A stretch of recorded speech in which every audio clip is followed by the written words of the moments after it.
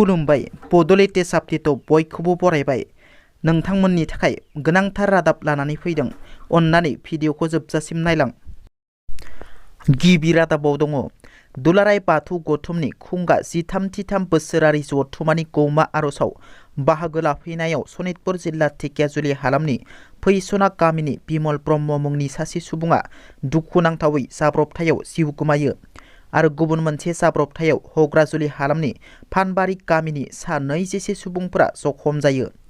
रुंसारि जानाय नखराव दुलाराय बाथौ गौथुमनि गाहाय नेहाथारि गणेश दैमारिनि दैदेननाय मोनसे हानजाया खौरां लाहैयो आरो दुखुथिया नखरनो 1 लाख नोगोद रां अनसुंथाइ होनाय जायो। लोगोसे जखम जानायफोरनोबो अनसुंथाइ होगोननि बाथ्राखौ दुलाराय बाथौ गौथुमनि गाहाय नेहाथारि गणेश दैमारि बिथाङा फोसावो।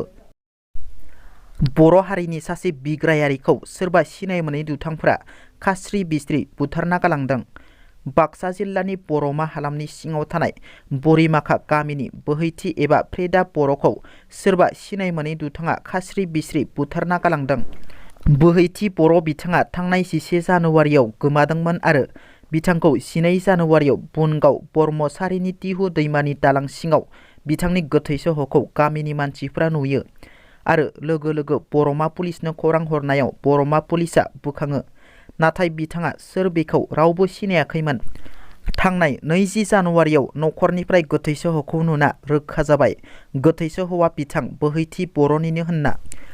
मख'नो गोनांदि बिथाङा थांनाय 2023 मायथाइनि 7 सेप्तेम्बराव UPPL दोलोनि मेदाखाताव जानाय जयनिं प्रग्रामाव BTCनि बारग' गाहाय हाग्रामा महिलारिनि नुजाथिनायाव UPPL जयेन जादोंमोन आरो बिथाङा बर' हारिनि सासे बिग्रायारि बारग' BLT मोन।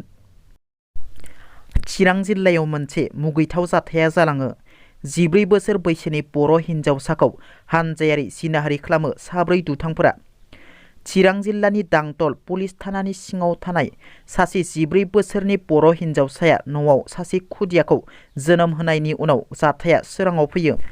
जाथायनि सायाव मिथिनो हानाय बादिब्ला चिरां जिल्ला काजलगाव पुलिस थाना सिंनि 3 आरो बङाइगाव पुलिस थाना सिंनि सासे गासै 4 दुथां सुबुंफोरा सासे 14 बोसोर बैसोनि बर' हिन्जावसाखौ जिनाहारि खालामनायनि उनाव हिन्जावसानि गोरबोआव गथ' थायो आरो सासे खुदिया जोनोम होयो। बे जाथाया सोराङाव फैनायनि उनाव ओनसोलनि सुबुंफोरा 3 दुथांखौ हमनानै दांतल पुलिसनो गथायो आरो सासेया खारखोमानानै दं। दायनिगिरिखौ हमनो हानाय खौरांखौ मोननायनि उनाव हिन्जावसानि नखर आरो गामिनि सुबुंफोरा दांतल पुलिस थानायाव फैनानै दुंहाव थासारि खालामफैयो। दिनैनि रादाबा एसेनोसै। नोंथांमोना जुदि आंनि भिडिअखौ नायनानै मोजां मोनदोंब्ला अन्नानै लाइक, शेयार आरो साबस्क्राइब खालामनो दाबाव। गोजोन्थों।